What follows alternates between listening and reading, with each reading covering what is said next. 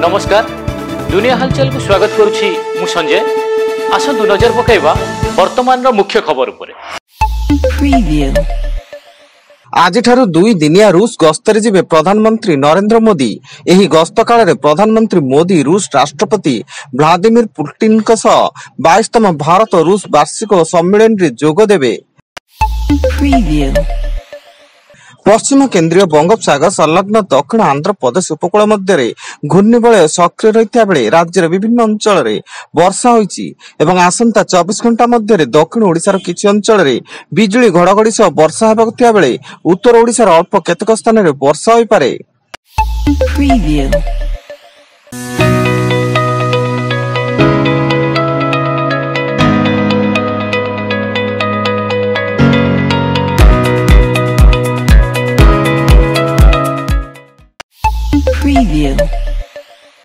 केन्दुझर आराध्य देवता प्रभु श्री श्री बलदेव जीव पवित्र घोष यात्रा शांति श्रृंखलार सह आरंभ होईची। दीर्घ 52 वर्ष पर महाप्रभु गोटे दिन में नेत्रोत्सव नव यौवन बेश सांगकू रथारूढ़ 3 ठाकुर को एक संगे देखि भक्त बेश विभोर हो पड़ता देखा मिली।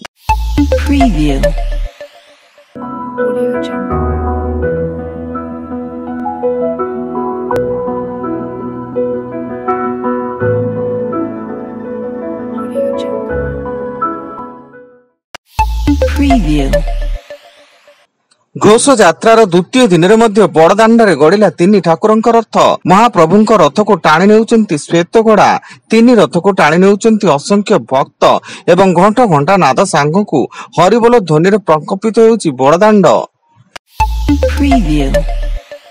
आसाम शिव सागर स्थित एक घरोई विद्यालय रे जड़े शिक्षक को छुरामाड़ कले छात्र। एही हत्या घटना रे पुलिस छात्र को गिरफ्त कर वर्तमान पचराउचरा जारी करुची। शिक्षक छात्र जुक्तितर्क होइतिला। एथिरे छात्र जनक रागी जाई पॉकेट रे थिबा छुरी बाहर कर शिक्षक पेट रे फुसी देइतिला।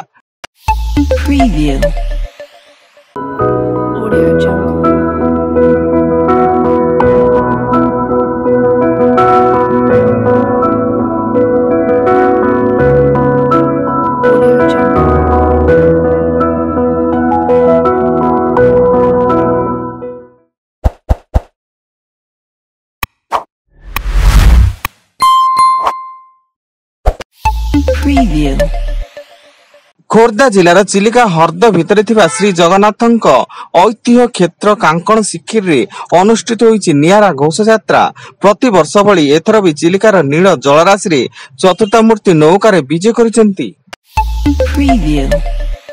मयूरभंज जिला ठाकुरमुंडा ब्लॉक चांदी खमण गाँव में जंगल जमी को नहीं 2 गोष्ठी मध्य संघर्ष। एथिरे 2 जन गुरुतर को कटक बड़ मेडिकल रे भर्ती करा जायथिया बेले चिकित्साधीन अवस्था जनकर मृत्यु घटी। फल उक्त गाँव में 144 धारा जारी सह व्यापक पुलिस मुतयन होईची।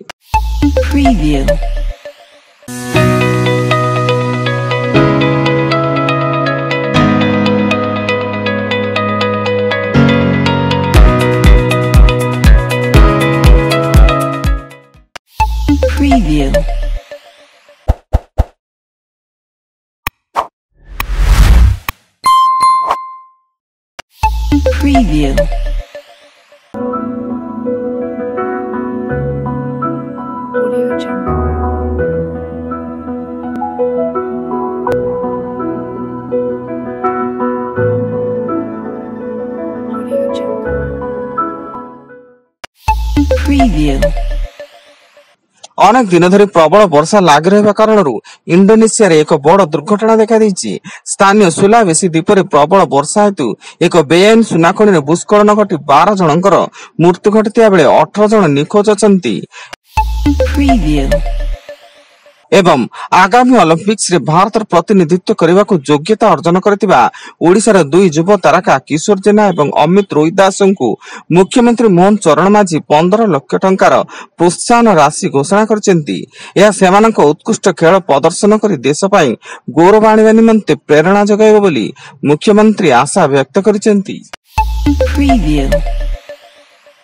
वर्तमान पई एतिकी अधिक न्यूज अपडेट्स पई विजिट करंतु आम वेबसाइट www.duniyahalchal.in। धन्यवाद।